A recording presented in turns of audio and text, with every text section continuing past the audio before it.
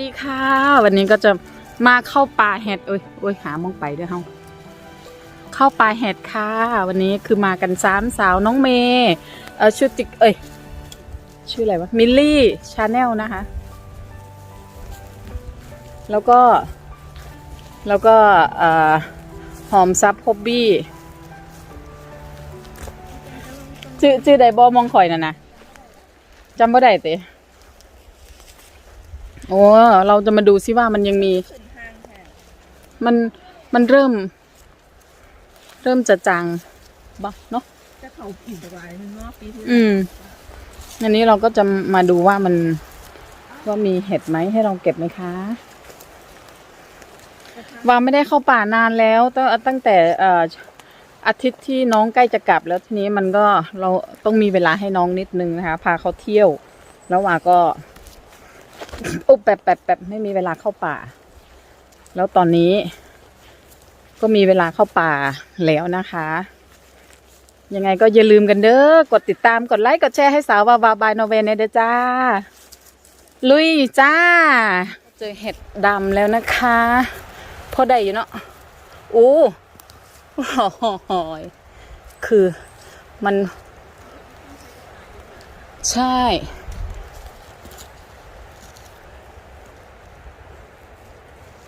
อุ้ยมันเปราะบางมากค่ะเห็ดเนี้ยโอเคไปต่อจ้าพี่น้องสวดลุยปลาเห็ดเดี๋ยวนะค่อยเห็นนี่เอาบะเมนพีชค่ะ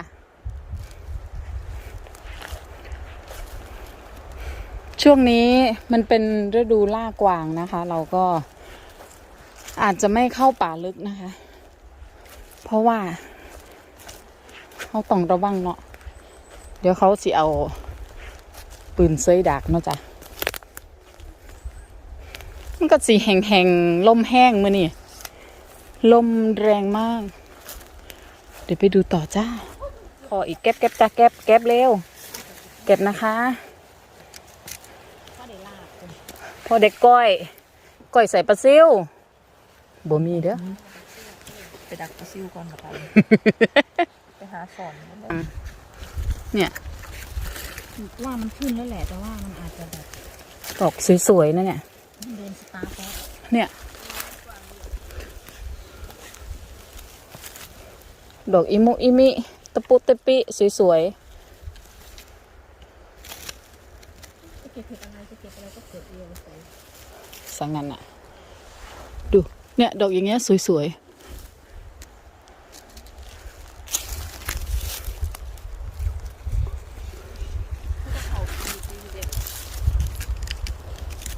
เดี๋ยวนะคะดูก่อนอันนี้นะคะเนี่ยบ่สวยเนาะ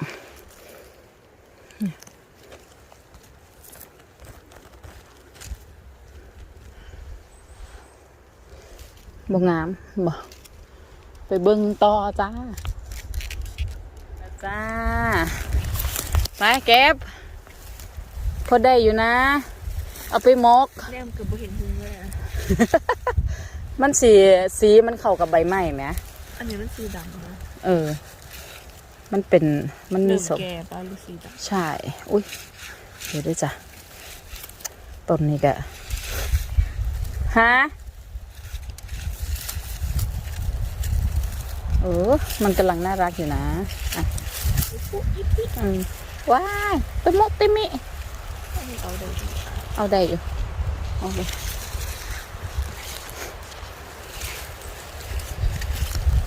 นี่โอ้งามเลยนะ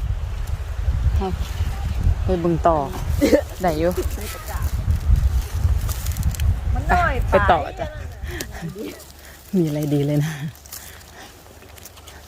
นี่แกะละ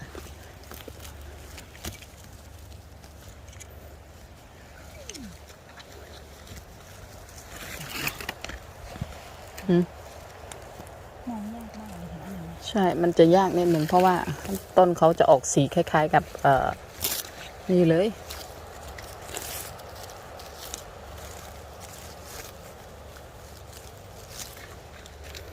อ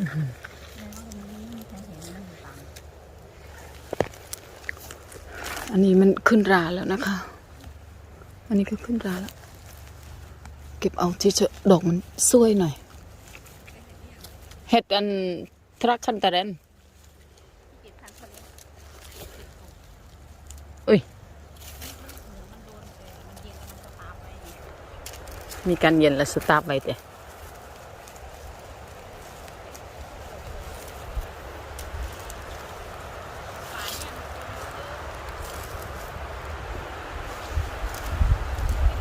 มันจะมองยากมากเลยนะคะ เห็ดเนี้ย เราต้องมองมันดีๆนะคะ ไปต่อจ้ะขั้นตะเล่นหน่อยหนึ่งนะจ๊ะอุ๊ยโอเคอยู่นะ ได้อยู่ แต่มันอาจจะไม่ค่อยเยอะ เหมือนทุกที่ที่เราเคยเก็บนะคะ เสียง เสียงอะไรอ่ะ มันขึ้นต่ำนะไม่มีใครเห็น เสียงเฮลิคอปเตอร์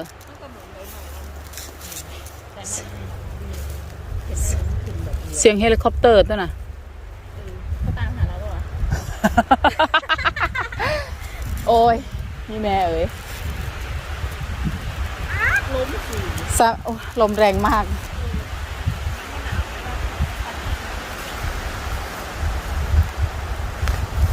ปุ๊บ ถ้าคนเดินสีนี่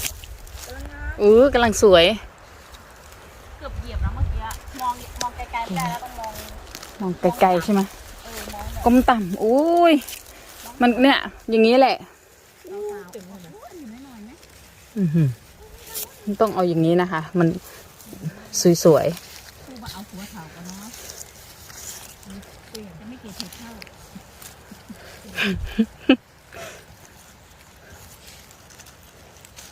ตรงนี้คิดว่าคงไม่มีใครเดินมาถึงไหมมันถึงได้เราถึงได้มีจุด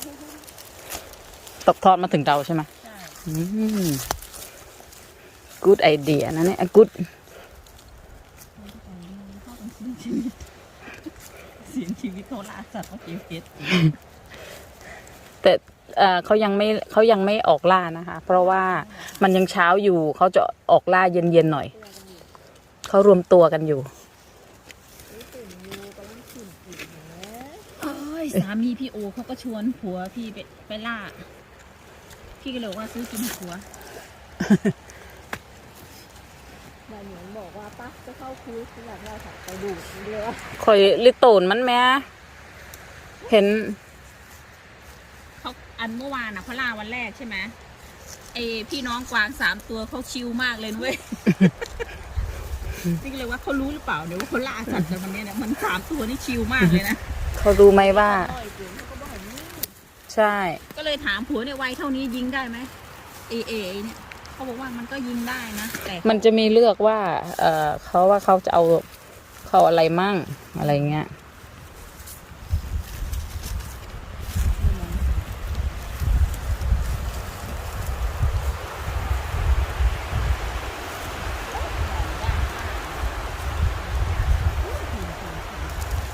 เดี๋ยวนะ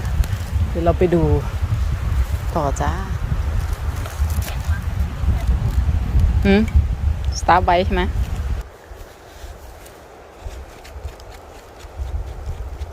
เดี๋ยวเอาไปให้ทิปนะคะ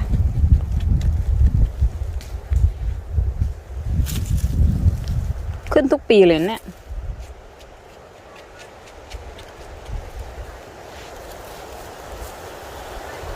เอ้ย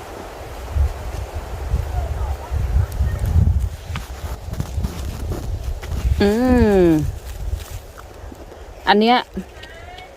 ฮะ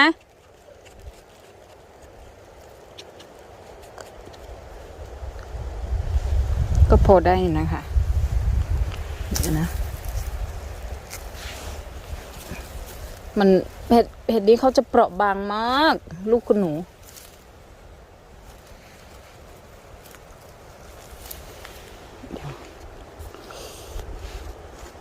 ต้องขูดออกหน่อยไม่งั้นมันจะไปเลอะด้วยกันหมดเลยนะคะ กับเห็ดอื่นที่เราว่าเก็บนะคะ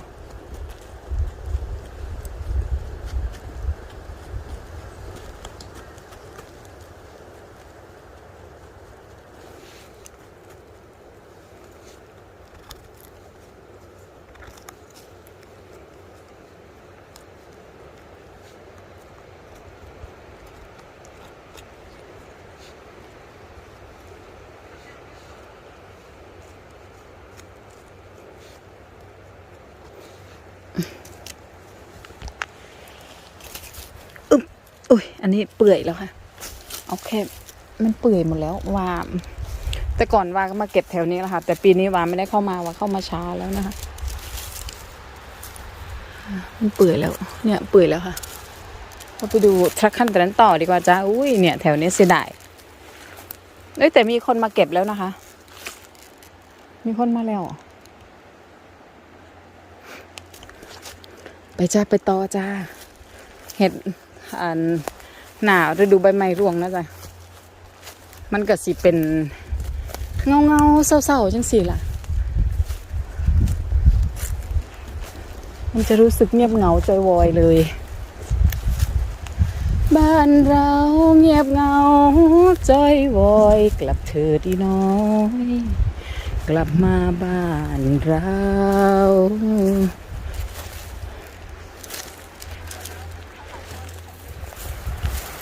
เดี๋ยวโอ้สวยนะเนี่ยมาหลี่อยู่ซ้ายมาหลี่อย่างนั่นแหละพี่ว่ามันคือมาขึ้นอีหยังมองนั่นหลายเลยโอ้ทางคนตะเลนก็หลาย บ่ได้เห็นเด้อจ๋านี่กำลังสวยโอ้ยโอ้ย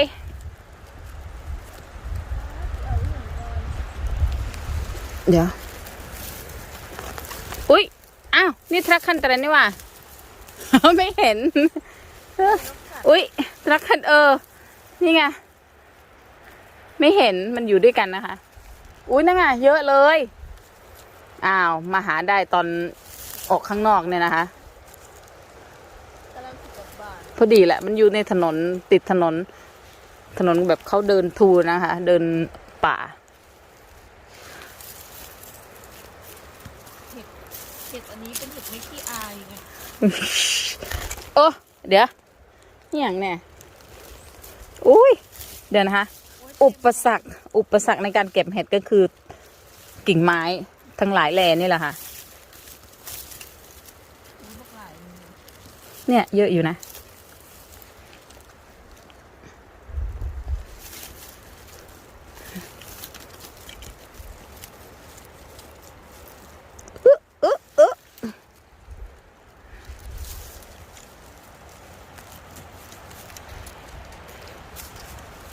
เนี่ยอันนี้เห็ดหนังไก่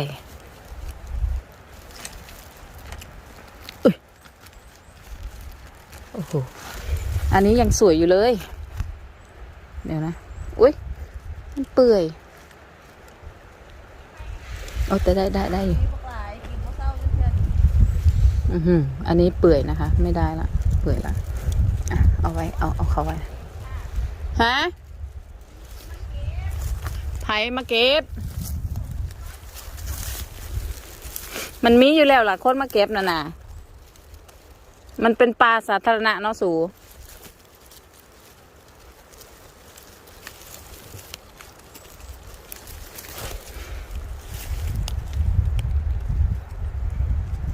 เดี๋ยวนะคะ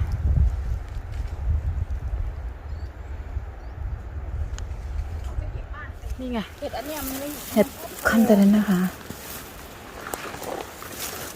เยอะเลยเนี่ยทรัคขั้นตอนนั้นนี่ไงเก็บสิทั้งสองเห็ดเลยเนี่ยเห็ดดำมันอยู่ติดชอบที่ชื้นๆตรงไหนที่มันมีแบบแม่น้ำรอบๆนะเห็ดพวกนี้เยอะมากมันเปื่อย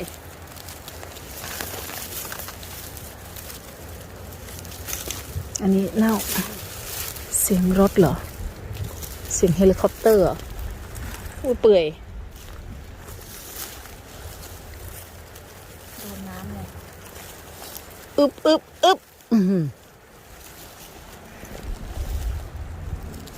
มีกับเห็ดดำนี่ไงมันขึ้นน้ำกันเห็นอันนี้นะว่ามันเปื่อยวะพี่ว่าเสียงจรวดเดี๋ยวมันก่อนทีเงาแล้วคอนแทนคนเยอะแยะขึ้นตรงนั้นขึ้นหนูขวาโอ้ยอันนี้เห็ดหนังไก่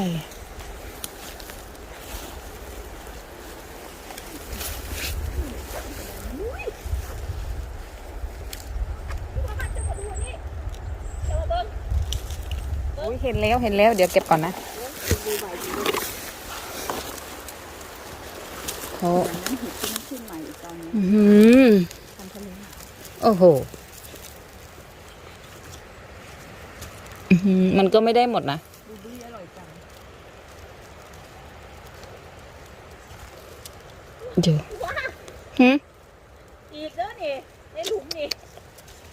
อุ้ยเนี่ยมัน ขายังใหญ่เลยอ่ะ มันไอเนี่ยมันน่าไอมันคือมันเละมากเลย ได้แบบนี้นะมันเลยอันดับแรกคือถางนะคะหมด อุ้ยอันนี้เน่าค่ะอันนี้ไม่เอา แต่อันนี้ดก อันนี้ขาสวยโอเค อุ้ยคันเทเลนสวยว่ะคะ ไปค่ะไปจ้ะ